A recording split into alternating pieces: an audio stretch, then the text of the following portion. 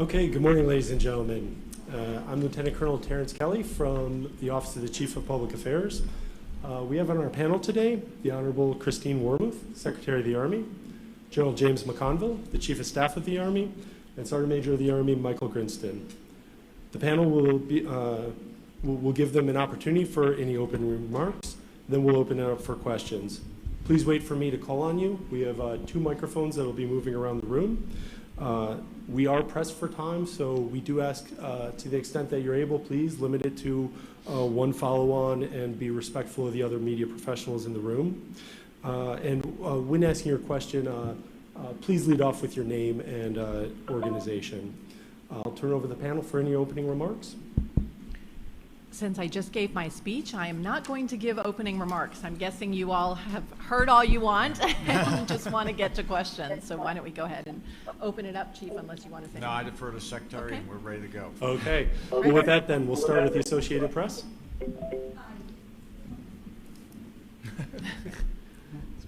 Good morning. This is for both the Secretary and the Chief. You've all talked a lot about the recruiting and retention challenges this year. I'm hoping you can give us some specifics on what you plan to do in the next few months to try and meet your goal this year. And do you have an assessment at this point whether meeting the recruiting goal for 2023 is actually within your grasp? Thank you.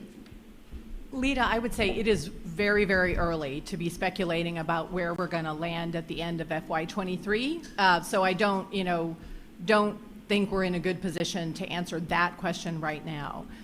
In terms of what we're going to be doing in the next few months, we have started the Future Soldier Prep course. As I said in my speech, the early results of that look pretty promising. And depending on how that plays out in the next month or 2, I think we will look at expanding that to some additional training sites, which would obviously help us. Another thing we've done is we have partnered, the full power of ForceCom with our recruiting brigades, so that frankly we're just really, I would say, increasing the profile of the Army at events all across the United States. We also will be increasing the marketing that we spend, and we have very data-driven analysis that helps us look at how much marketing, what return on our investment we can get there. So I think we will be putting some more investment into marketing. And then, as I said, we have our recruiting task force who are tasked with helping us come up with what I think of as sort of what's the next big thing, what's the next big Future Soldier Prep course. And part of the mandate of the task force is to help us identify that and get it moving. And I just add that we really believe that exposure to the Army is really important. And it's not just by recruiters, it's for our soldiers for life. I've talked to our soldiers for life. They're out there right now. Those who have served, talking about the value of having been a soldier, our retirees and veterans. We think that's really important. We also think it's really important to get our soldiers who have been very successful in the Army to go back to their high schools and their communities and talk about what a difference it's made in their life. And we've opened up our gated communities, so people can see what's the life for a soldier. We've talked about this before, that 83% of the young men and women that come into the Army come from military families. They know what that is, and what we have to do is expose those who may not have the opportunity to understand what the Army is all about.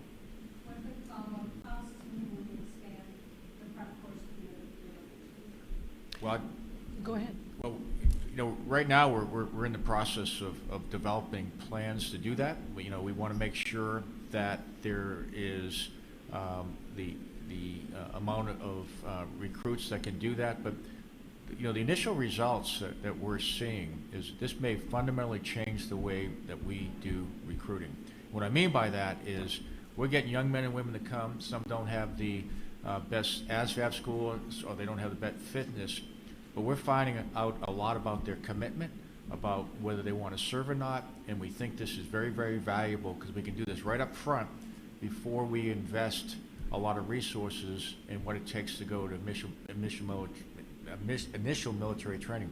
The other thing we're finding is for a lot of these young men and women, they were getting a head start on initial military training. So when they actually enter those ranks. They're actually ahead. And, you know, for those who have seen initial military training, we choose student leaders, and they get a chance to do that. And we're seeing, you know, some of the recruits who, in some ways, by standards, might have been at the lower end of that capability, doing extremely well in initial military training. So we are excited to see how far this is going to go.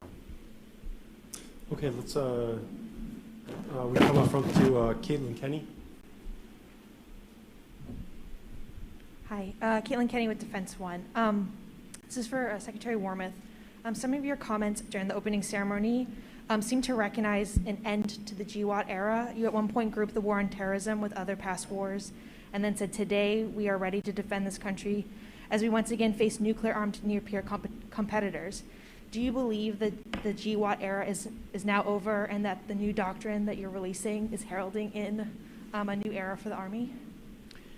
I think certainly, you know, we're in a new era of being focused on peer competitors. You know, you see that in the National Defense Strategy. You see that in Secretary Austin and other DoD leaders talking about China as the pacing challenge and Russia as an acute threat. But we still have a problem with violent extremist organizations. There's no doubt about that. You know, just ask the Army soldiers who are in Iraq and Syria dealing with that, as well as in AFRICOM, for example. So I think we're going to continue to monitor and deal with that problem as it needs to be dealt with, but it's not going to be at the center of our strategy the way that it was for the last 20 years.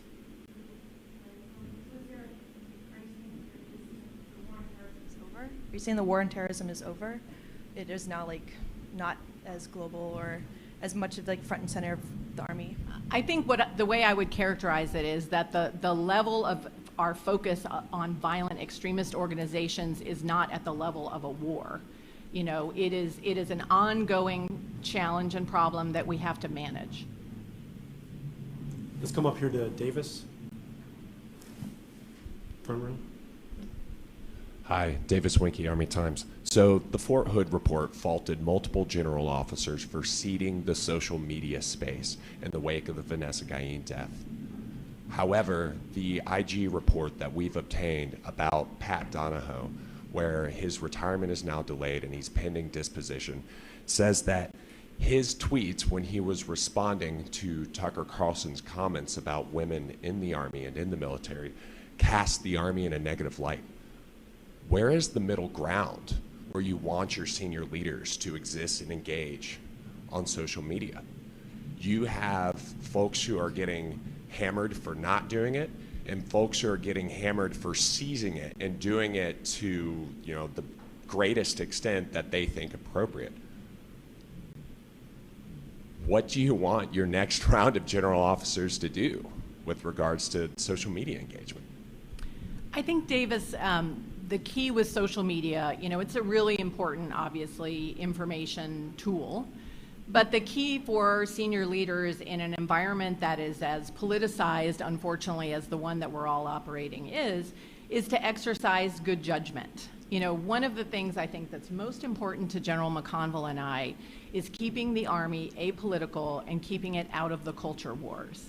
Because frankly, we have got to be able to have a broad appeal. You know, when only 9% of kids are interested in serving, we have got to make sure that we are careful about not alienating, you know, wide swaths of the American public to the Army.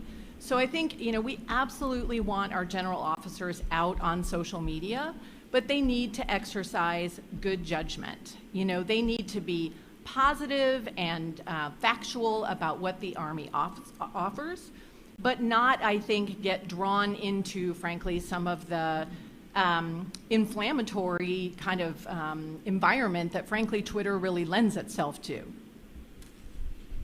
Let's go to Andrew Eversden, Breaking Defense.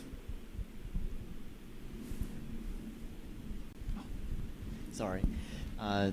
Thank you. Andrew Everson with Breaking Defense. Secretary Wormuth, during your speech today, you mentioned that you've asked General Daly to lead a comprehensive effort to strengthen the Army's logistics and sustainment effort in the Indo-Pacific. Can you provide a little bit more detail on what you've asked General Daly to do and what some of the specific lines of effort are and the goals? Sure. Well, we're just we're just getting started with that initiative, but there are a few things that I wanted to emphasize. First of all, I think we really have to focus on contested logistics in the Indo-Pacific, which is the most demanding theater, if you will, from a logistics perspective because of the distances involved and all of the, obvious reasons. So I think, what's really going to be useful about what General Daly and the great team at Army Materiel Command, what they can do is to, like I said, look at where there are opportunities with things like autonomous distribution, with things like energy efficient combat systems, to try to really explore, where can we get ahead leveraging those kinds of technologies or, using, making greater use of predictive analytics. And then really emphasizing partnering with the commercial sector. We have a lot that we can learn, I think, from the kind of innovation that's happening in the commercial sector. And, I think we've done a very good job of partnering with industry around the development of new combat capabilities. But I think we need to make sure we're fully exploring what we can do in terms of logistics with the commercial sector. So I think that's really where he will be focusing. Let's come back up to the front to Haley. Hi, Haley with Task and Purpose. You mentioned how important it is to sort of not alienate the public at this time when you're trying to recruit more. But frankly, over the last few days, a lot of soldiers who exist in more marginalized groups feel alienated by their own, organization that they exist in.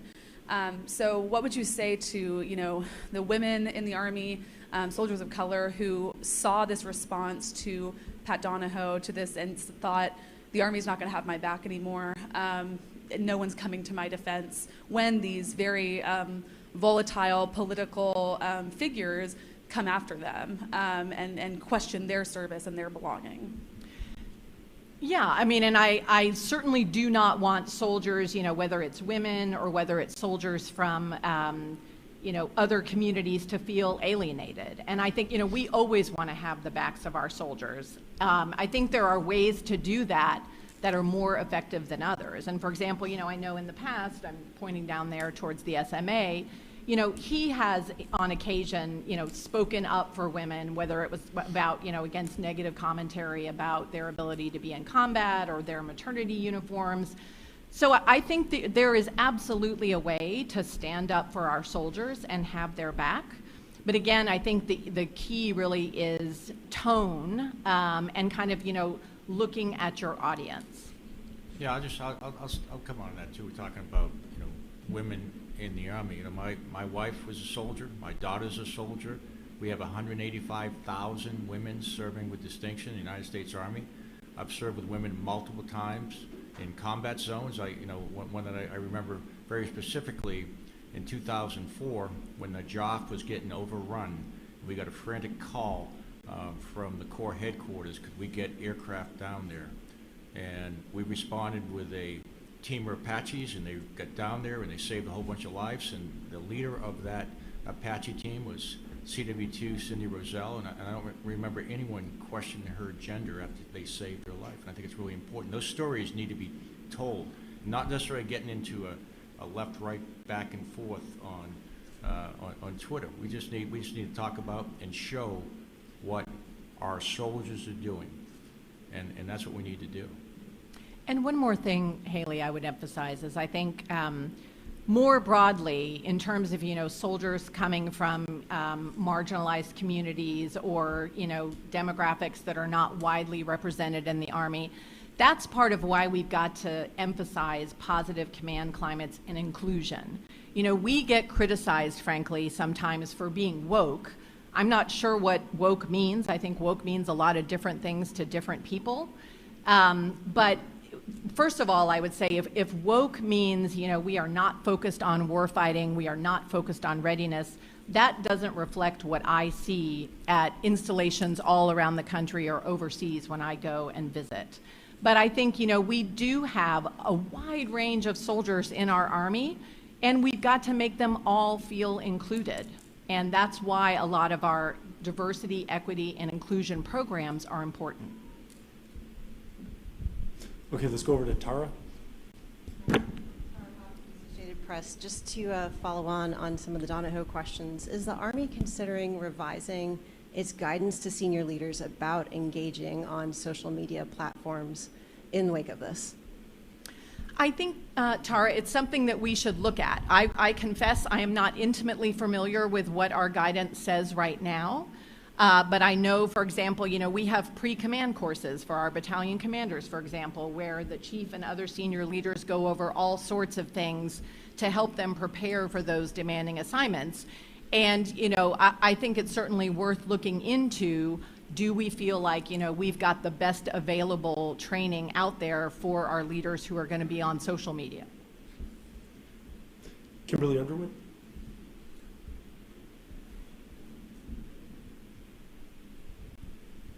Hi, Kimberly Underwood from Signal Magazine. Ma'am, you mentioned directed energy in your speech this morning.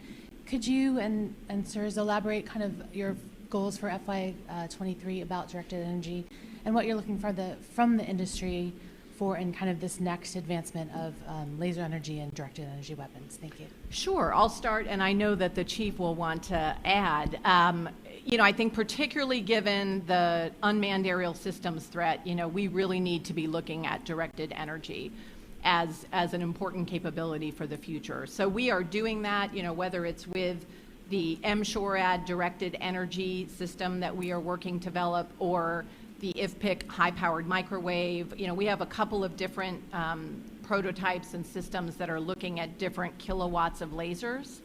And I think, right now we're seeing some good results with those kind of initial development programs. One of the things I think we're going to have to look at is obviously the costs of scaling up those kinds of programs, because the big advantage is it has essentially an unlimited magazine.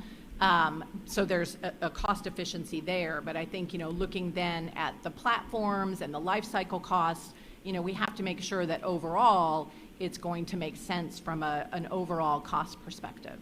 Yeah, we've talked about the challenge or the threat of unmanned aerial systems. They're all the battlefield, whether it's violent extremists up to great powers. We're going to see them everywhere. And what we need to do is develop the arrows, if you will, that we're going to use for each specific system.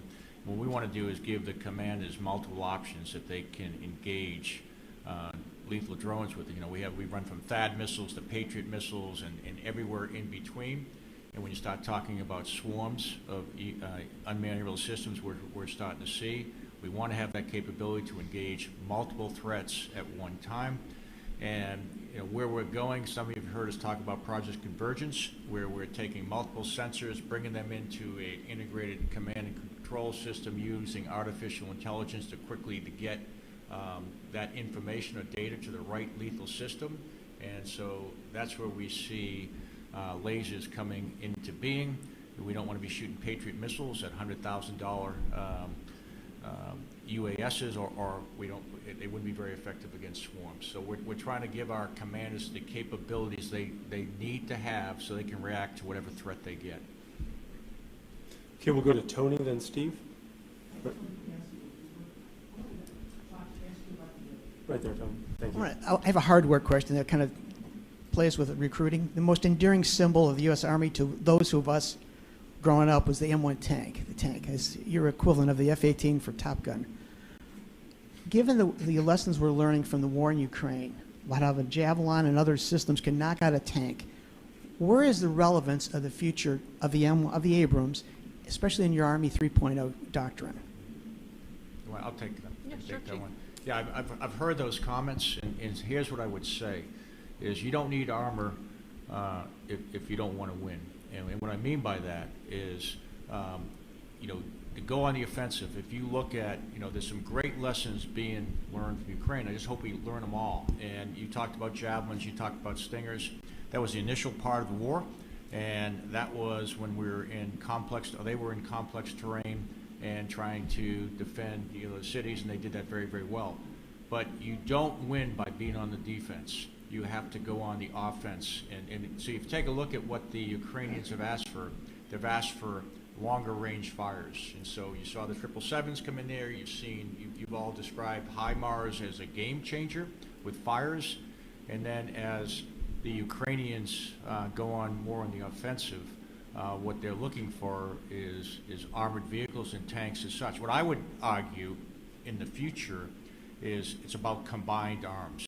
You never want to present your adversary one dilemma. If you just push tanks at them, they can do what you've seen with that. That's why you want infantry, you want armor, you want attack aviation, you want fires, and you want to have intelligence, and all those systems working together. The other thing I would add is, this notion of long-range precision fires. Some HIMARS to us, or where the Army is going, is not long-range precision fires. If you look at, the PRISM strike missile that's going to come out, that's going to be 500 kilometers best. We have ATACMS, that's about 300. So as you start to see the capabilities, you can start to imagine how this will change, not the nature of war, but the characteristics of war. So we are fielding mobile protected fire because we want to support our infantry and those who have fought in cities, and I think we're going to do that in the future. You want to have that armor capability. It doesn't get it's more along the lines of the type of fight that we're going to have. But I think that the difference you're going to see is the importance of data and how we're going to fight. I see, as we developed we have unmanned aerial systems, but we're going to have also unmanned ground systems. And what you're going to see, we do a lot in aviation with man-unmanned teaming. You're going to see a lot of that being done on the ground. You're going to see the capability that commanders are going to have to take, the visual, what they're seeing on the battlefield and bring that back into. There'll be a person in the loop, and they'll be able to make decisions based on that.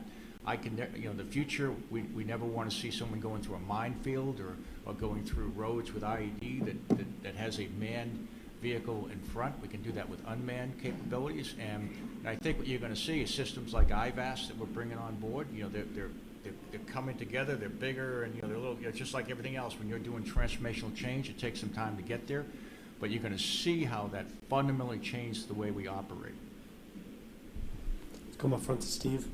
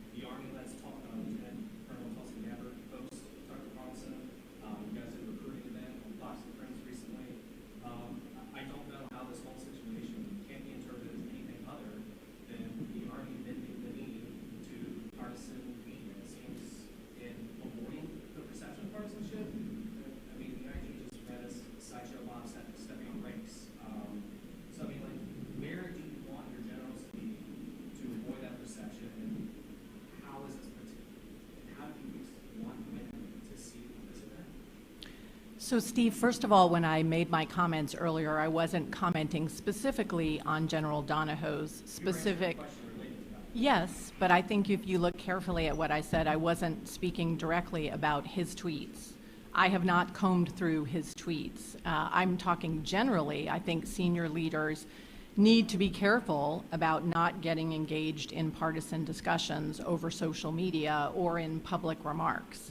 So I'm not going to comment on an ongoing investigation. General Donahoe's investigation is not completed and has not come forward for any kind of adjudication. But what I will say again is that I do want our leaders to be able to have a social media presence and to be able to speak up for soldiers and defend soldiers if they're being unduly attacked. But I think in this environment, senior leaders have to choose their words very carefully and exercise good judgment. Unfortunately, we're in an environment where things that people say, including things that the chief and I say, can be taken totally out of context. We, chuckle sometimes because a statement one or the other of us will make is criticized both from the left and from the right. So I think it just demonstrates the difficulty, frankly, of being in the public arena and not being accused of taking a partisan side. Yeah, as the Secretary said, we're not going to comment on something that's on investigation, but I think it's really important. I'll tell you what we expect of our generals. We expect the highest level of character, and you may not know this, but routinely the way our systems works, our generals come, any allegation, any anonymous allegation, imagine if your workplace, any allegation that was made is investigated, and the fact that something is investigated does not mean the person is guilty, has done anything wrong. It's kind of frustrating, especially for generals when they get close to retirement. Someone will make an allegation, and we do have a system, and I believe it's a fair system, and there's plenty of due process and appeals in that, but it does take time, and I believe that the system will handle that case in the appropriate manner like we handle every other case with general officers that happens. Let's go to Brandy Vincent.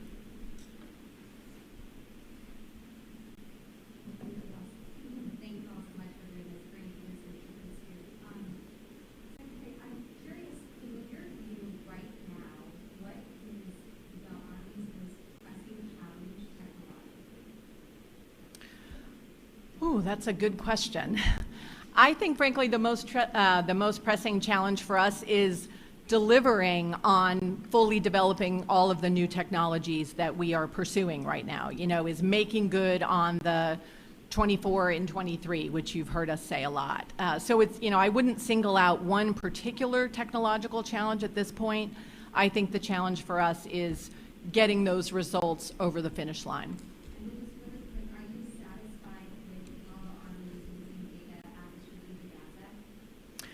I think, no, I would say on the one hand, we are doing more and more every day to use data more effectively, and I see it in all sorts of ways. Army Materiel Command, I think, has done a tremendous job to really improve our ability to see our inventory of infrastructure, for example, using data.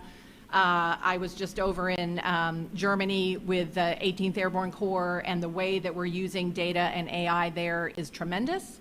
But, we have so much more to do, especially when you compare us to the private sector. And I know, for example, our development of IPS-A has taken a little longer than we would like it to take, and that shows that we still have some challenges. Now, admittedly, anytime you're trying to knit together, 16 different personnel systems, you're going to have challenges, especially if you're the government.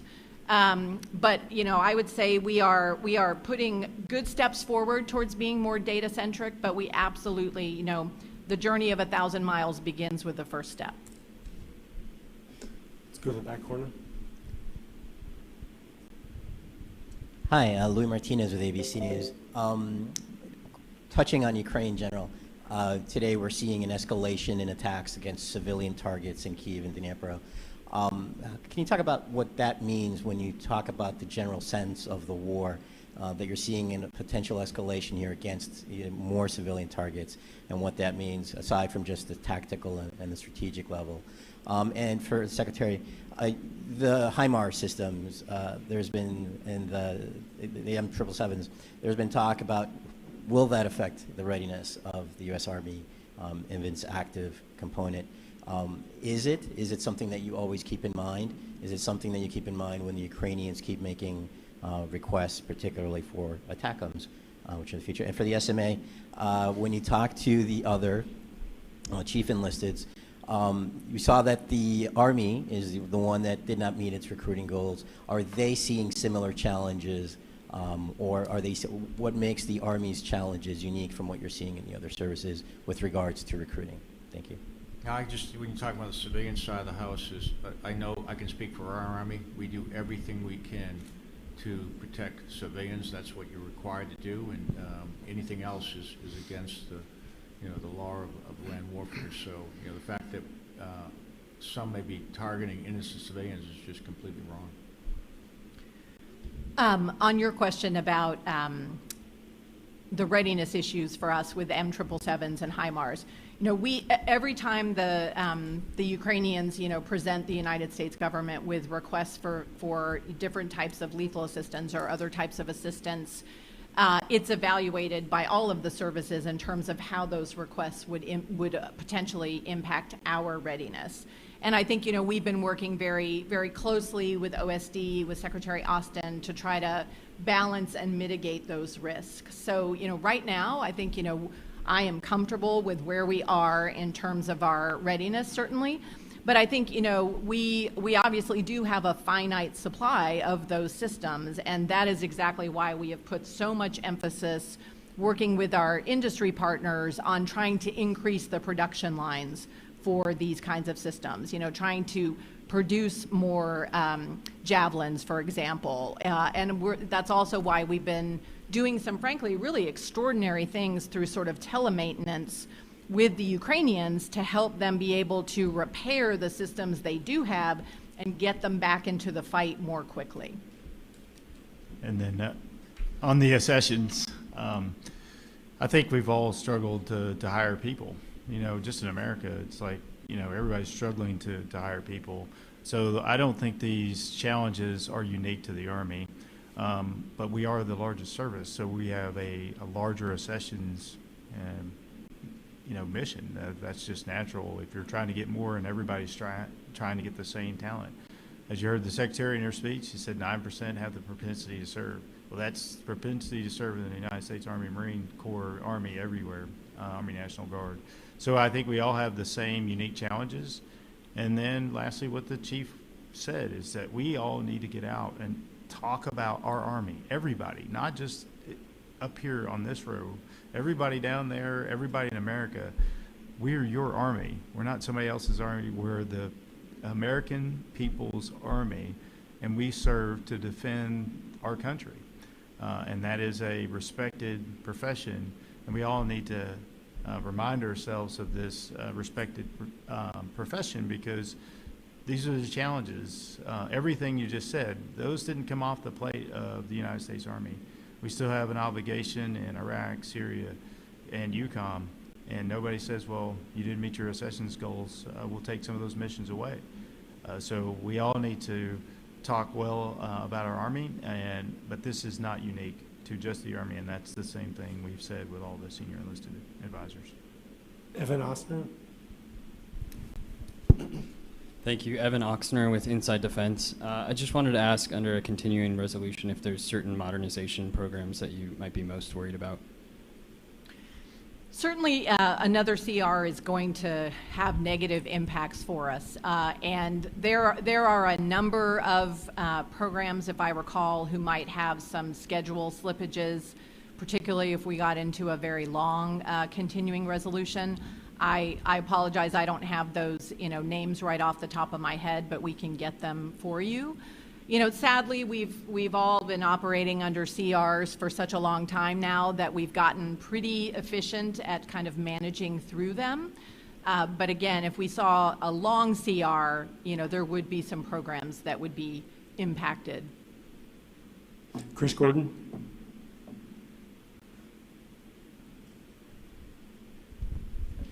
John Rosamondo with Newsmax. I was at a talk with the Chief of Naval Operations. He said that they made their goals this year. He attributed to Top Gun. I mean, should the Navy, by the Army, consider the Navy's strategy? I mean, the Admiral was like, "Hey, we have Tom Cruise to thank that we met our goals." I mean, should the Army consider something like that? I would be very interested. First of all, Tom Cruise, come on down, George Clooney, I don't know. There are others. I'm sure my daughter has much more on-point suggestions about celebrities that we could engage. But, we absolutely would be open to, seeing movies about the Army or TV shows. And we've actually talked to some folks in Hollywood about the possibility of TV shows. I mean, this is them approaching us, sort of not separate from our immediate recruiting challenges. But I do think that kind of exposure could be very positive. And we do have a good story to tell. I mean, one of the things that's people don't necessarily talk about as much with the recruiting challenges, our retention numbers are really good. So what does that tell you? It tells you when a lot of people come into the Army, they like it. They want to stay. They see all the benefits it can bring. So there's a good story to tell. We just need to work on, I think, finding the right people. Let's go to Ken in the back. Thank you. Ken Kreitzer, CanVets Media, WVOX North Shell, New York. We follow West Point training on cyber, and you might call cyber the silent service. And you talked about the need for more data experts in the Army this morning. How do you feel about the cyber branch development and cyber readiness? The Army has really been a leader, frankly, in the cyber domain.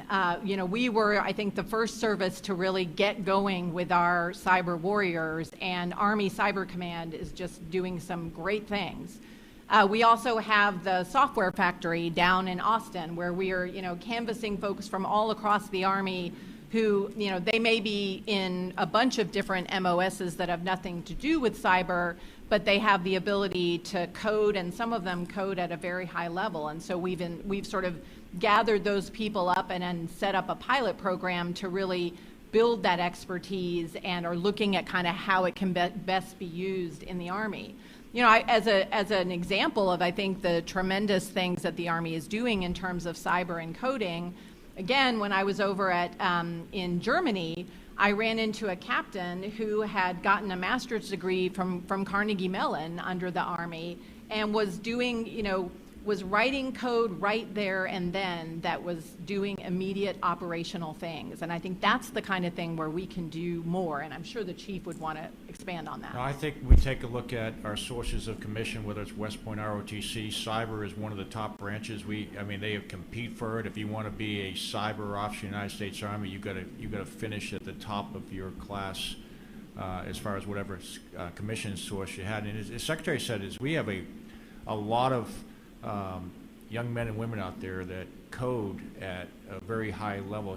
The Secretary talked about the software factory, but we had a specialist that's a medic that's down there right now who's been coding since he was 12 years old, and he codes at the PhD level. And part of that from our talent management side is how do we know who those people are, and we got to do a better job of managing the knowledge, skills, and behavior of our soldiers, and that's where the IPSA, Integrated Personnel and Pay System, eventually we are getting that field. It's coming, just hold on. And that's how we will be able to identify that talent, but it's absolutely critical. We're going to have, the reason we have a software factory, the reason we have cyber, the reason we have the AI task force up at Carnegie Mellon is we know how important that is, and we are coding on the edge, and we're seeing that happen right now. And if you really want to hear, in detail about what the Army is doing, I would encourage you to search out Major General Paul Stanton, who was here. He got his chapter got one of the AUSA awards, but he is the CG of the Cyber Center of Excellence down at Fort Gordon, and can talk to you, I'm sure, all day about the tremendous things that our cyber warriors are doing.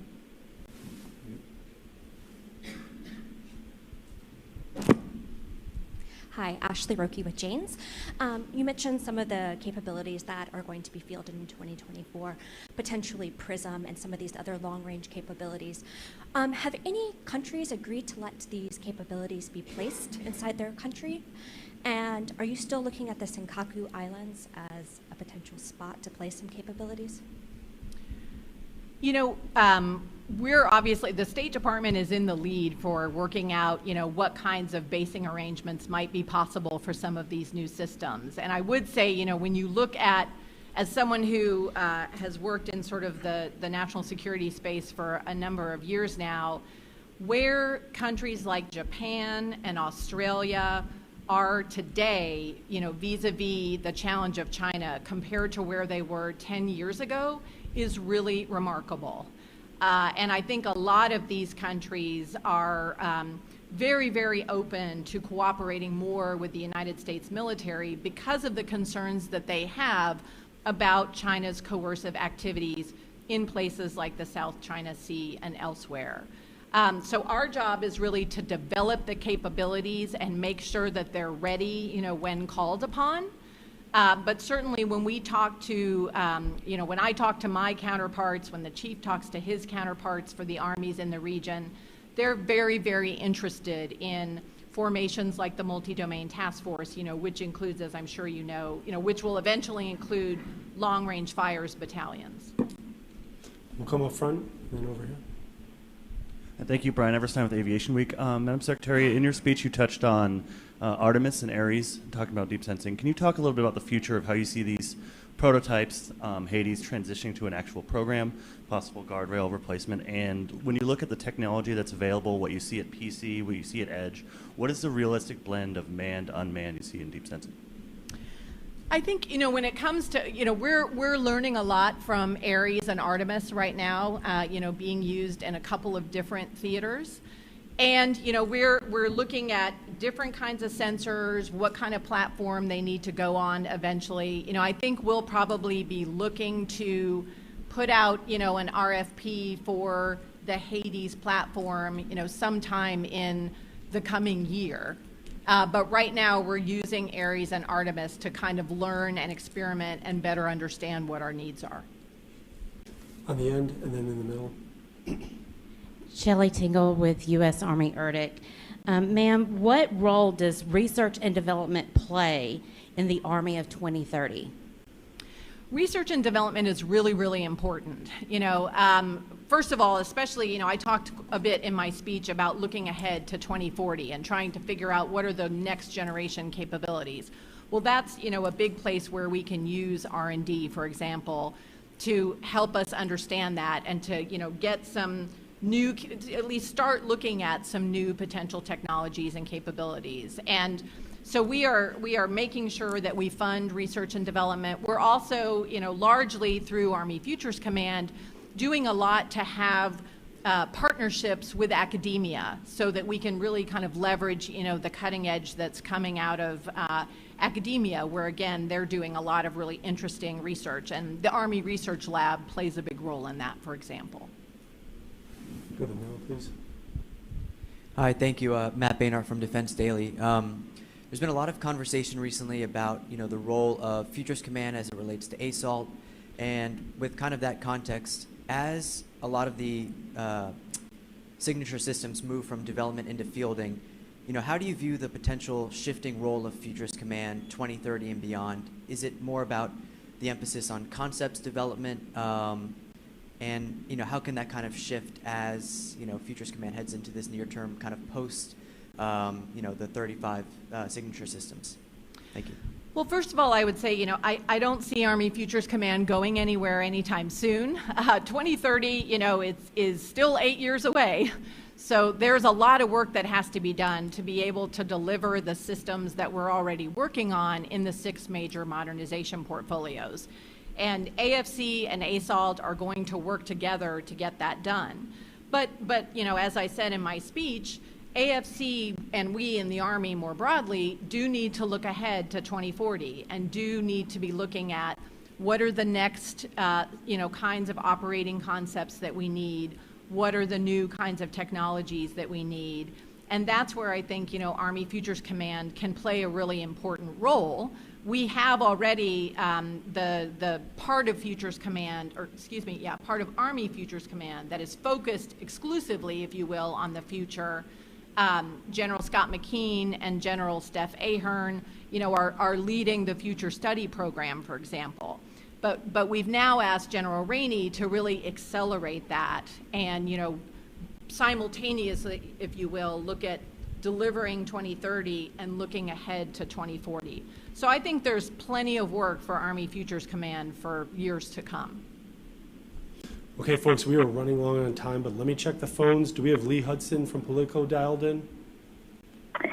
Yes, thanks. Lee Hudson, Politico.